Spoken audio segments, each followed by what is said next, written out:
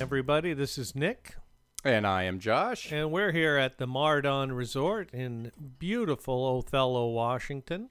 And we are here for a late season upland bird and waterfowl hunt. And hopefully it's going to show itself to be as productive as it has in years past. And we'll all have a great opportunity to get some birds and enjoy ourselves out in the field. Whether or not we do get any birds, we know we're going to enjoy ourselves in the field because today we have 4 dogs, or this weekend we'll be having 4 dogs running with us. There'll be 2 shorthairs and 2 springers. And just a warning that in the sometime between now and the end of the podcast, one of those dogs will be arriving, and we expect that all of them will greet each other and might require us to stop the podcast momentarily as we go through that. So a little bit of chaos to ensue for the fun of the dogs getting to share their evening together. Well, Josh, this is the first time I've been able to join you, but as I understand it, you have quite a long history here at this Mardon Resort, as well as the Winchester Waste-ways. Is that what you called it? Yeah, I think most people in Washington State would refer to this area as the Potholes. Mardon is a resort that's been out here quite a while. I actually don't know their total history, but it was one of the original resorts along the waterway.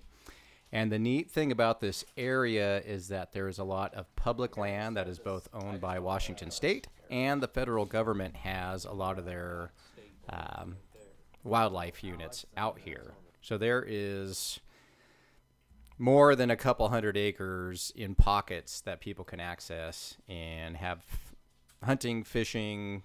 You got access for deer hunting, you got access for waterfowl and upland birds, and primarily our goal this weekend will be upland hunting, which means quail and pheasant. And earlier today you were out doing some scouting, looking for some possible areas to take the dogs in the morning. How did that look? Yeah, so today was pretty unique for an end-of-season situation. So what's happened in this area is there was a lot of really cold weather that froze up a lot of the marsh ground and a lot of the ponds, and they're starting to melt. So that means it's opening up some water again. Hey, one of the dogs is anxious to get out there and get some work done. But the ice is starting to melt. So we're going to have some areas that we can access, and the ducks are going to be coming back in more with the water melted, so they have some places to land. The pheasant are definitely going to be moving around on the edges of the ice. So I saw some really promising scenarios today. And then what we're looking for, or what I was looking for during my scouting trip, is I was trying to find some public land that was adjacent to some farmland.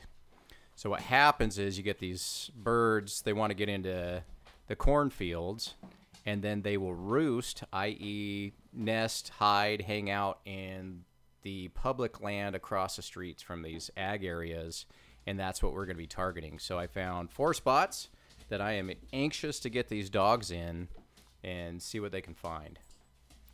All right. And you mentioned that there's U.S. Wildlife Service property adjacent to the Potholes Reservoir, and that's a little different than the Washington State public land?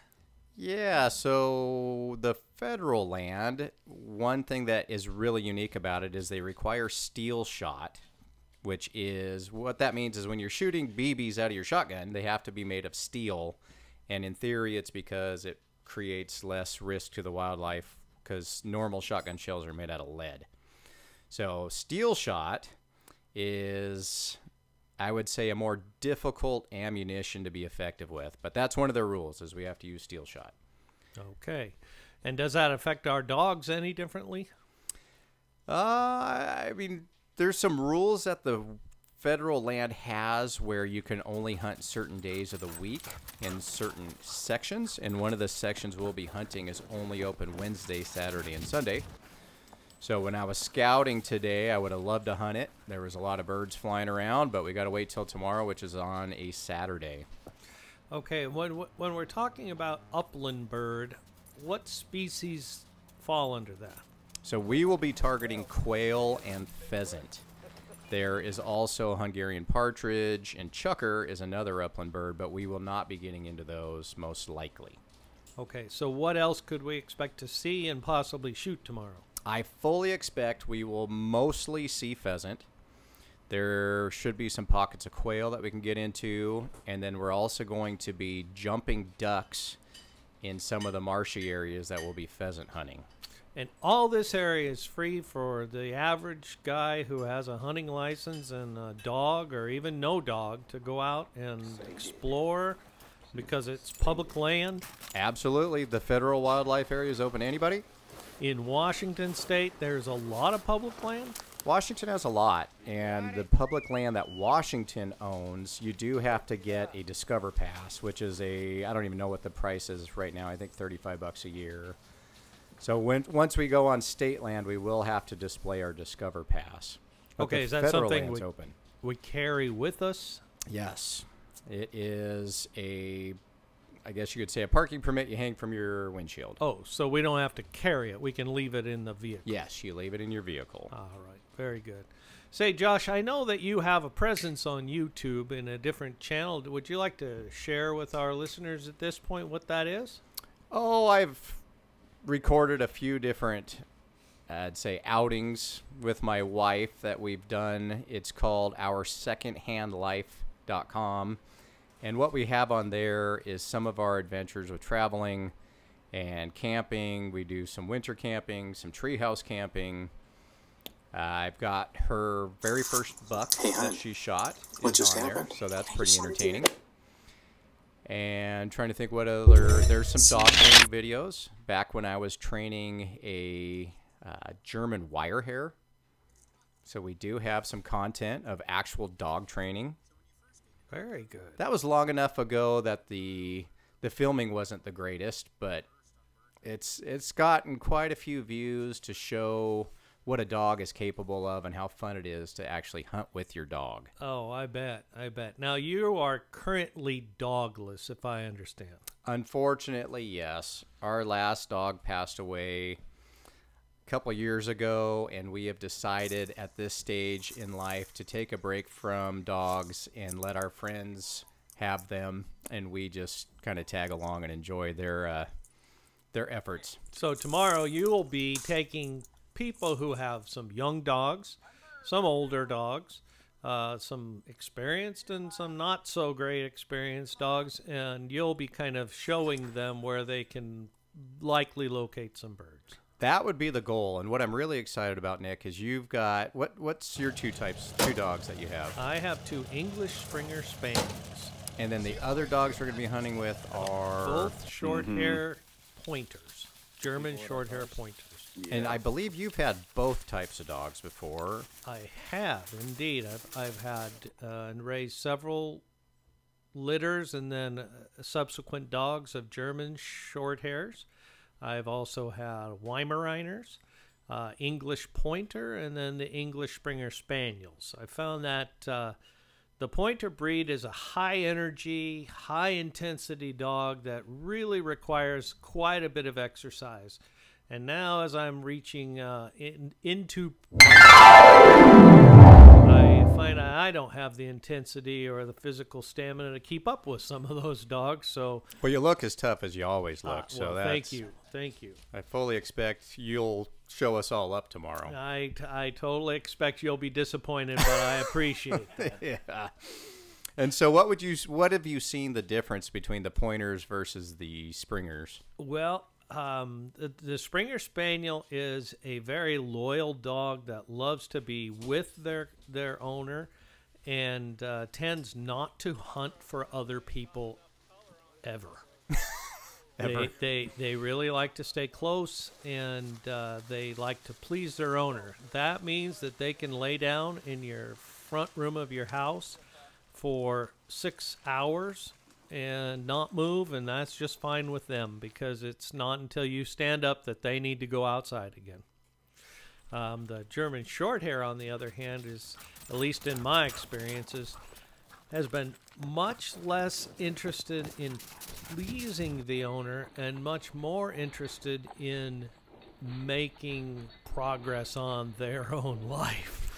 if that means high energy moving forward. Yeah, climb a ladder to get up on the roof because that's what they want to do. They are an exceptionally intuitive dog and ingenuitive, able to do all kinds of athletic feats like that. And the Springer is just not up to that. So I mean, really, the pointers are high energy. They can still be lap dogs, as I'm seeing off to our side here, that they still love to get cuddled if they can. They can glue to their owners pretty well. And other than that, you would say they're the athletes of the bird dog world, where they're just hard charging. I would definitely say now that the short hair is probably second to the Weimaraner. Also a German breed of pointing hunting dog, but that dog is a notch up on the power and the energy level.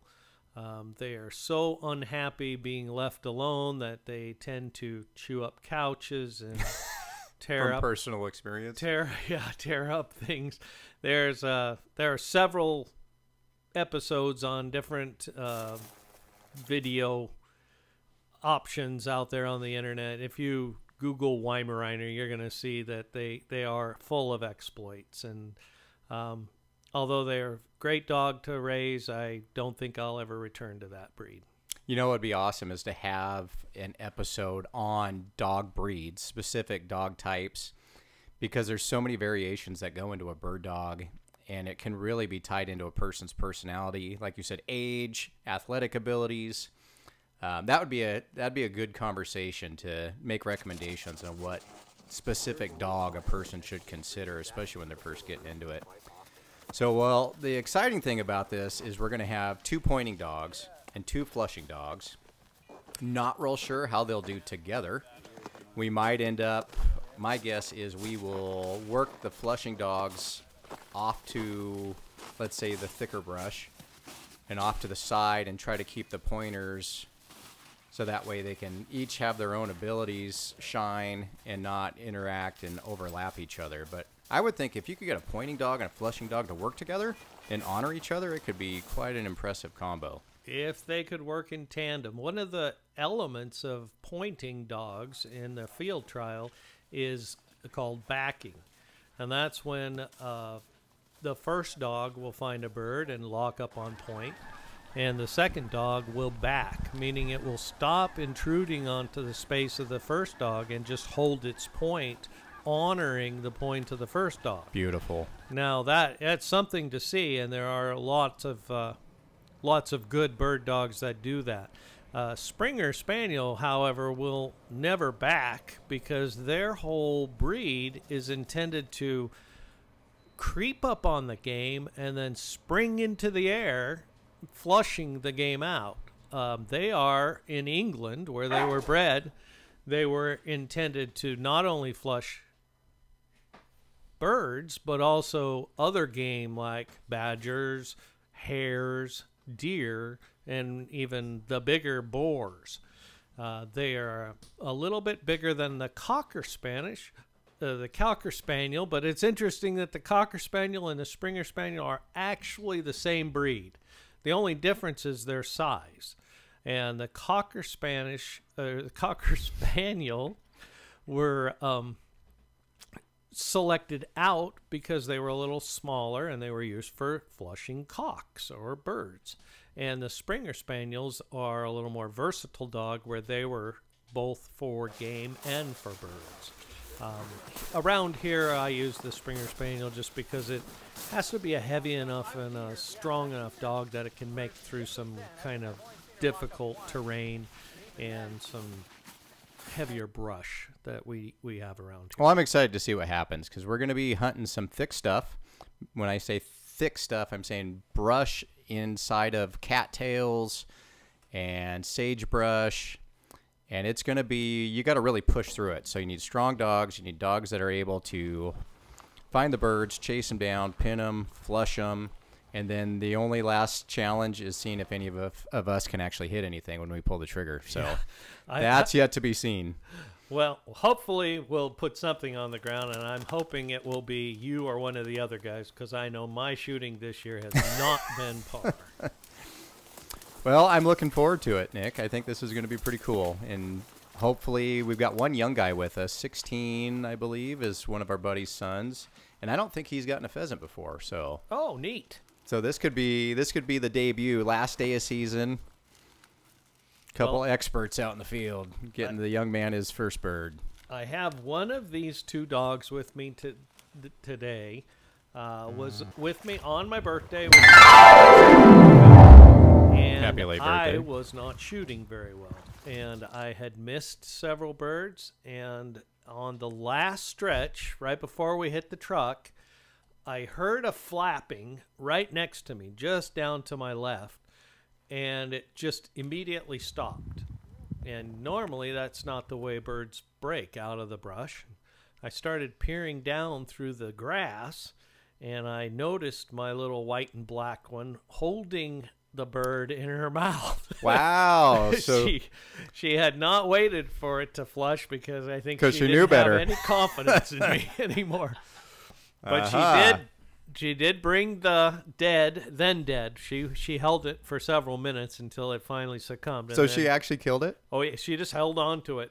Oh, geez. I couldn't pry it out of her mouth, but once it finally died, she opened up her mouth and gave it to So me. she doesn't like to go home skunked? No, she does not want to go home skunked. Amen to that. That's great. Dogs are great. So, Josh, you went on an adventure during the pandemic here in Washington State, and for a lot of listeners, they may or may not know that Washington State was a state where the governor maybe overstepped his bounds in some citizens' minds and imposed a lot of restrictions on both places, including places of worship that we couldn't go, and then really made it difficult even in some of those situations. And you did something a little different during the pandemic. Can you talk to us about that? Yeah, I can give you the brief overview. So at the time, our daughter was 15, and she is a person who really does well with sports and physically going to class. And so when Washington State hit the COVID shutdowns and they made the students learn from home, she, I would say, was quickly going downhill academically and socially with not having sports. And then my wife and I thought that it was a great opportunity to make a big change in life and to head to, let's say, warmer waters, i.e. Florida. And we did the buy a fifth wheel, change our daughter's schooling to homeschooling, and we did a 6-month road trip. Now, just because I'm sure a lot of people will be surprised, especially in the states like Wyoming and Montana, you're saying she didn't go to school at all? Yeah, Washington State really shut down, and they had the kids go, I would say, home to learn online, but they didn't have an online school program set up for the public schools that we were going to. So it was quite messy, and it was not organized. And once it got going, our daughter could not, I would just say it wasn't her optimal learning direction that she took. My goodness. And we had thought about homeschool before and thought it was a perfect excuse to do it. Well, I've heard that somewhere between 20 and 30,000 students in Washington State actually quit going to public school as a result of that shutdown. And there are quite a few more alternate education programs open today. I wouldn't be surprised. Since we chose to go homeschool, we have not gone back. Our daughter will end up graduating with a homeschool, let's say, high school degree. We noticed right away that her test placement scores went exponentially higher. She went up 3 different grade levels in a 6-month window.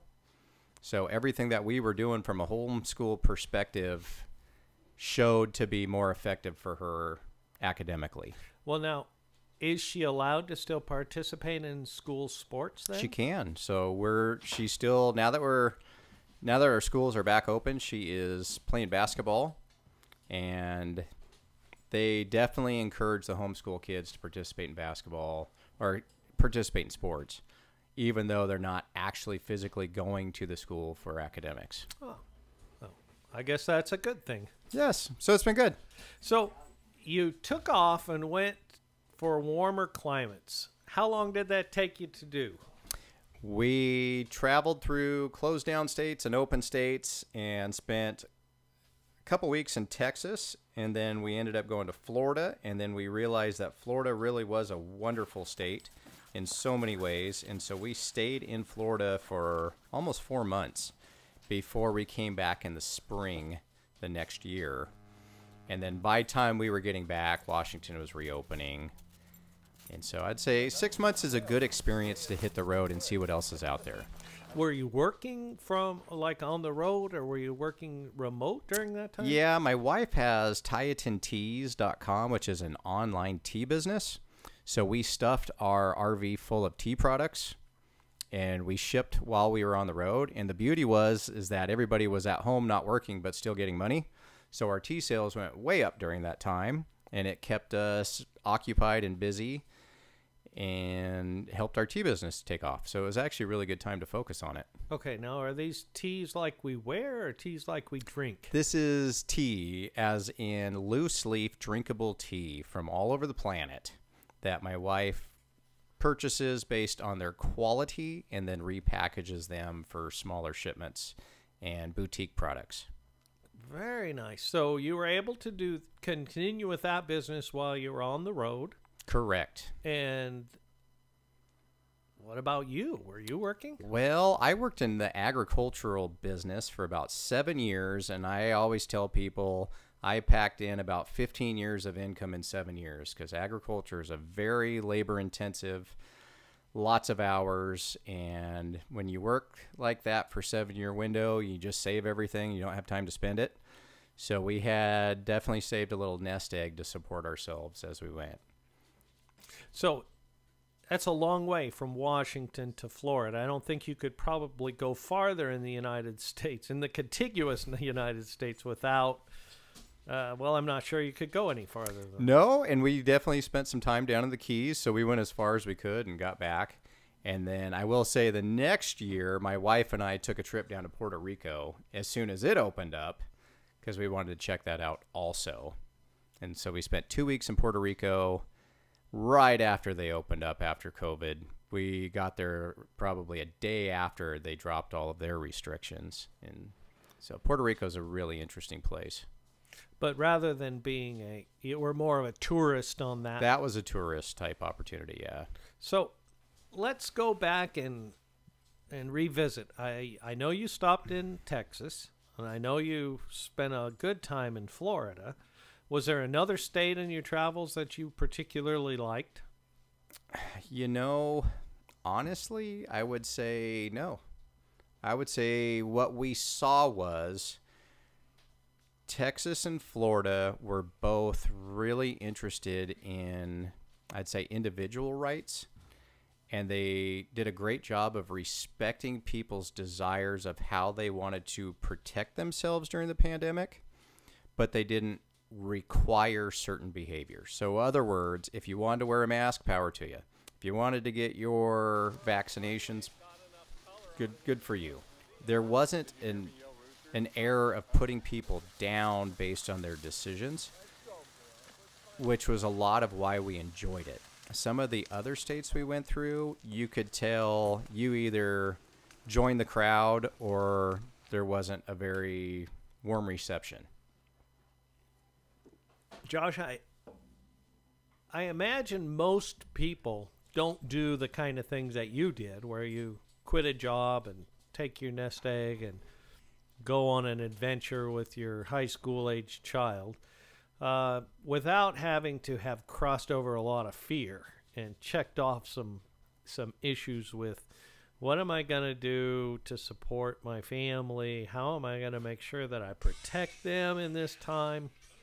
Was there anything that you had to overcome in that realm? There's always a fear when it comes to leaving careers and leaving high-paying positions. I will say we were well compensated for what we were doing, but we're also very frugal people, so we were in a unique spot where we had saved quite a bit of money in order to one day do this. We just happened to do it about 20 years sooner than we had planned in order to... It was really our daughter's mental health is why we did it. Without that aspect, I could not have overcome the fear. It was saving her is what motivated me to take the risk. Wow, outstanding. Now, because I've never had the courage to go and do something as dramatic as that, in your transportation of your family, I'm imagining the majority of what you had, your wife, your daughter, and your immediate necessities of life, was there any part along that road that you thought you might have bitten off more than you could chew? I would definitely say homeschooling is something that you got to really intentionally understand what you're getting into. And being realistic that you're going to take an RV, which ours was 32 feet long, and you're going to have a husband, a wife, and a teenager. I can't necessarily say I recommend putting that scenario together in that small of square footage. You will absolutely have some experience from that, and you will have to readjust your living. Yeah, you gotta have some boundaries, and you got to be really clear about them, and you just got to understand you're going to have some challenges when you do something like that, but it can be overcome. Yeah, I can't imagine. The Vacation movie comes to mind as I hear that. Yeah, that's yeah. Yeah, the space becomes small real quick, and you find yourself. The beauty is if you go somewhere nice, that you'll spend a lot of time outside. Well, so talk to me about Florida itself. You were there for 4 months. What did you find that you enjoyed the most about Florida? Well, Florida is I'd say it's a pretty tropical place, and one of the things that I was hoping to do to make a little bit of extra money is they have a scenario in the state where people had let go like Burmese pythons and snakes that they had purchased at pet stores. And so the tropical environment in Florida, especially down in the Everglades, was a great area for these snakes to thrive. And so the state had actually done this scenario where you could get on this program and get paid to go find these pythons, obviously kill them, and turn them in for money. So I was pretty excited, thinking that could be a way that I could make some money while I was down there. It just so happened that the program had already been going a little longer than it acted like on the internet when you do a search on it. And so I wasn't able to do it because the program had already been going a couple of years, and it was quite successful. It was amazing the amount of snakes that were eliminated during that time. But I thought, what the heck, that'd be fun. Go be a python hunter. Did you ever try? I did not try, but every time we'd go out, and we did go down in the Everglades, anytime we'd go out on a nature hike or anything, we'd be looking for reptiles and alligators and snakes, and we saw tons of alligators. I've also heard the iguanas. Yes. Basically the same situation where they've kind of domesticated and become feral in that area. Yes, one of our favorite places where we spent a lot of time was actually Lake Okeechobee.